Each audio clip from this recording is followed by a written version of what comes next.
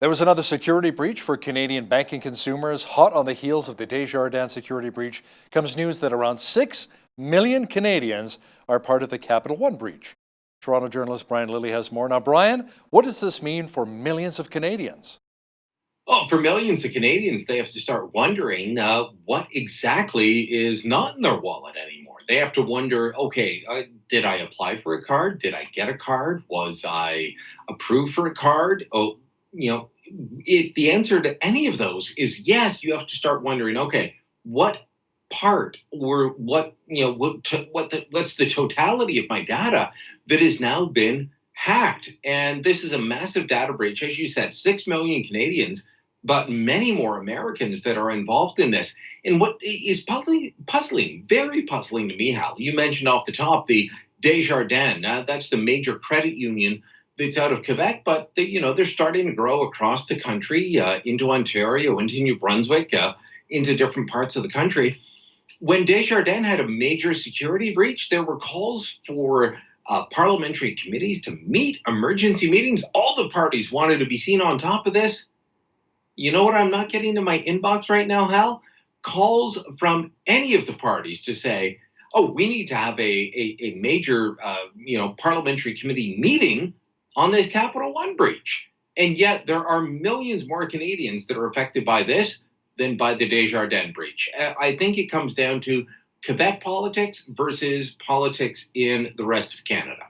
A lot of Canadians are also concerned about the 1 million social insurance numbers, which also been compromised too. So yeah, security is a major issue.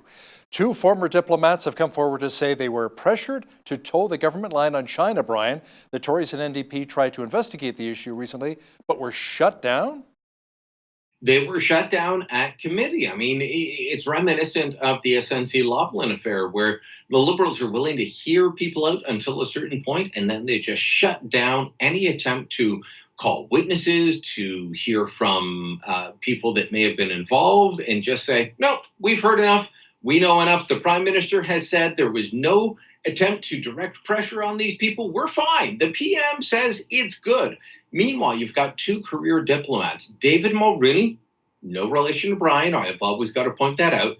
David Mulroney, no relation to Brian Mulroney, career diplomat who went on to become Canada's ambassador to China from 2009 to 2012, and Guy Saint-Jacques, who was Canada's ambassador to China from 2012 until 2016. Both of these men say they received calls from a senior official in the Global Affairs Department who said to them, you know what, PMO just wants me to make sure that you understand that, they're concerned that we're all on the same page. We want to make sure that we're not, speaking with more than one voice when it comes to China. Look, Hal, all of this is very disturbing. We're talking about dealings with a country that is a dictatorial state, a country that, does not broker dissent. And here we have our own government trying to shut down dissent on this issue. This is very troubling. And so the NDP and the Conservatives, they don't often agree on much, but they said, we should hear from witnesses on this. And the Liberals said, no, we heard from the PM. The PM says it's good. Therefore, it's fine. And let me tell you, he used similar language to what he used in the SNC-Lavalin affair. I've got to say that if I'm going to believe anyone, I'm going to believe the two career diplomats over the guy that is seeking re-election. The decision on whether to allow Huawei to be part of our country's 5G network will not come now until after the next federal election. Tell me more about that. Yeah, and this all relates to what we were just discussing about the issue around China and how the Trudeau government is handling it.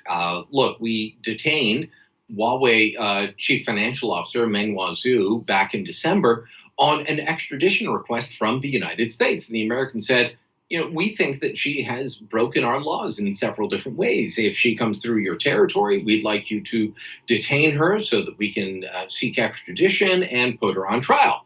She's in the middle of that right now. She has not been extradited to the United States. That is part of an ongoing court process. But the fact is that Huawei wants desperately to be part of our 5G network. And as we were discussing last week, they're already building a 4G network in Canada's north, where we're looking at 5G. Where you are, where I am, we're looking at 5G. That's the next generation of both cell service and internet service. They don't even have that in Canada's north. And so Huawei is trying to ingratiate itself in the north with that, but they desperately want to be part of Canada's 5G network. This is a company that has funded research chairs at universities, all kinds of things that they're not allowed to do in other countries. And there is pressure on the Canadian government to say, this company is far too close to the regime in Beijing. They are far too close to the people that would seek to use any information they have to compromise our ability to collect intelligence. You can't allow this. Well, now that's been put off until after the next election, and I'm sure that in some way it will be an election issue for Justin Trudeau and the Liberals, and they'll try to wedge it as in, if you're not in favor of Huawei, that in some way you are, I don't know, anti-immigrant or something like that. Brian, our Prime Minister spent a lot of time flying from coast to coast. In fact, he was just in British Columbia recently talking about that British Columbians get it. They understand the Liberals because they talk about climate change, the environment, reconciliation, and he's really trying to seek re-election with a lot of these talking points. Some say Trudeau is using fear to win votes. What do you say? Okay, just look at what he said to people in British Columbia. Well, you get it. You're on board with me, not like those Neanderthals in the rest of the country, not like Alberta and Saskatchewan and Manitoba and probably most of Ontario and a good chunk of Quebec and maybe some people in Atlantic Canada. We're not like those people. Like, that is completely condescending what Trudeau was saying. But when it comes to trying to invoke fear, he's absolutely doing that. We've talked about it before on issues surrounding firearms. His attempt to say that we've got to ban all kinds of guns or people are just going to die in mass shootings, which is not the Canadian experience. We've talked about it in terms of his push to make abortion an issue when it's really not an issue the way it is in the United States. It's not an issue in the way that he wants to drive it here in Canada. And now, it comes down to whether you want to have subsidies for electric vehicles. Several of his ministers were in southern Ontario this week, and the big talking point was the Ford government in Ontario decided that they would not allow subsidies brought in by the former Wynne Liberal government in Ontario to continue.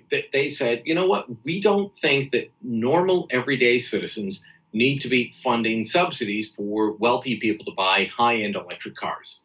Well, the federal Liberals said, oh, the Ford guys are getting rid of that. We'll bring it back in. We're going to bring it in and we're going to attack them on it. So even when they're asked about it, what do? They don't talk about the benefits of the program. They talk about how they are campaigning against Doug Ford.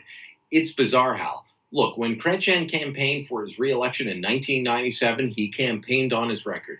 When Stephen Harper campaigned for re-election in 2008 and 2011, he campaigned on his record. And when you campaign on your record and you attack the other guy, of course you're going to attack the other guy. You can win. But when you are just completely negative, as Harper was in 2015, you're probably going to lose.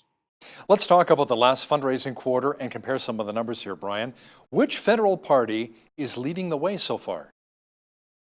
Right now, it is the federal Conservatives. I mean, they've almost doubled the Liberals when it comes to fundraising in 2019. In the first 6 months of the year, and those are the times that we have the official numbers for, the Conservatives are at about $16.5 million compared to the Liberals. What are we looking at? 8.8 million. So they're not quite at 9 million. So the Liberals, the Conservatives haven't quite doubled them, but it's close. It's close to doubling the Liberals, and the Liberals are the party in power. Look, I don't care which party is in power. It can be the Liberals. It can be the Conservatives. If the party in opposition is out front fundraising you, that is a problem. It will be a problem if that happens for Jason Kenney in Alberta. It'll be a problem if it happens for Doug Ford in Ontario. Go across the country. If Andrew Scheer becomes prime minister and eventually the Liberals are out fundraising him, guess what? That means people are voting with their wallets and saying, we don't like what you're doing.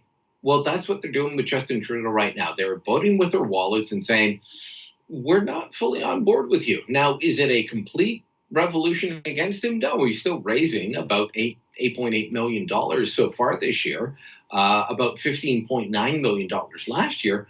But he is still trailing the Conservatives by a significant margin, and that has to be of concern for the Liberals heading into the election in October. Brian, we now have 6 provinces fighting Ottawa's carbon tax. What's the latest there? The latest is that they were meeting on Tuesday. Yeah, Tuesday in Saskatoon. We had the Doug Schweitzer from Alberta. We had Doug Downey from Ontario. We had the Attorney General for Saskatchewan, for New Brunswick there. Quebec and Manitoba are, by the way, they're backing these or launching their own. Manitoba's launching its own constitutional challenge, and Quebec is backing Saskatchewan's. So we've got 6 provinces that are saying, we oppose this carbon tax.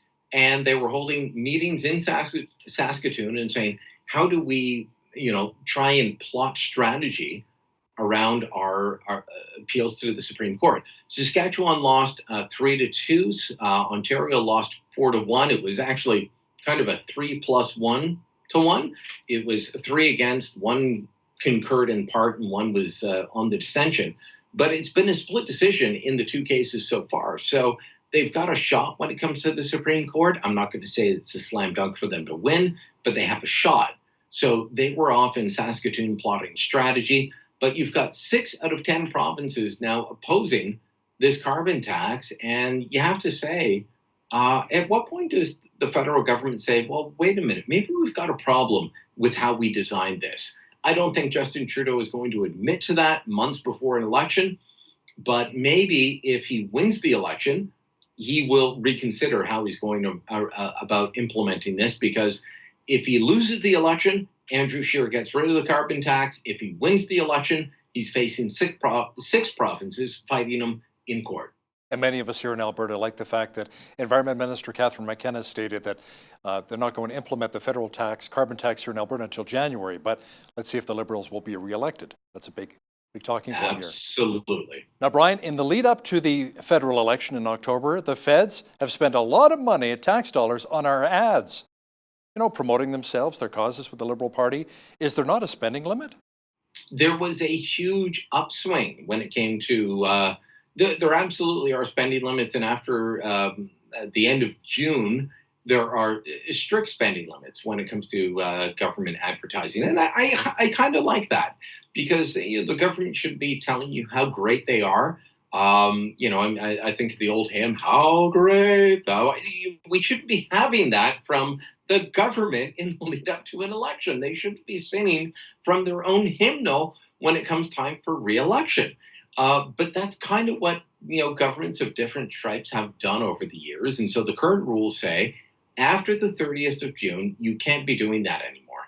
So, but in the lead up, there was a huge spike of huge proportions. They went up to $17.7 million between April 1st and the end of June in spending on ads. And you have to say some of that has to be partisan in nature.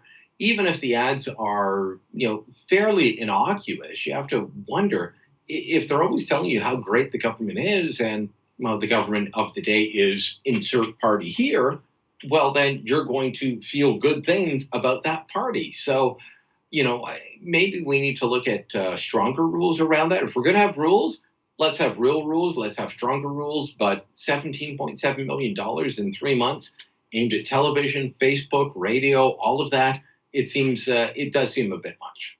Another Liberal will not be seeking re-election. Hunter Tutu says he will not run in October. But Brian, it's not just the Liberals, but other candidates from other parties have decided they're not running as well. Yeah, about half of the Liberal fold in Nova Scotia is not running, and I think the total is about 18 Liberals that won in the last election. Forgive me if I'm wrong on the exact total, but I think it's about 18 that first won in 2015, not seeking re-election this time. Hunter Tutu is the latest. Leona Glukak, who held that riding for the Conservatives from 2008 until 2015, and at one point was the Minister of Health, she is seeking to retake that seat. So Hunter Tutu, by the way, had been, just to be clear, he had been kicked out of the Liberal caucus. He's one of many Liberal MPs have had trouble, how do I put this gently, had trouble when it comes to relations with women. He had been booted from the Liberal caucus, but this is one of the seats that the Liberals stole from the Conservatives in 2015. So at this point, you could say not a loss for the Liberals, but, it is one they won in 2015 and one they likely won't win this time.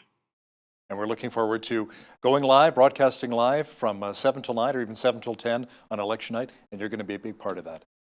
One of our regular contributors, Brian Lilley, joining me once again from Toronto. Thanks so much, Brian. Thank you, Hal.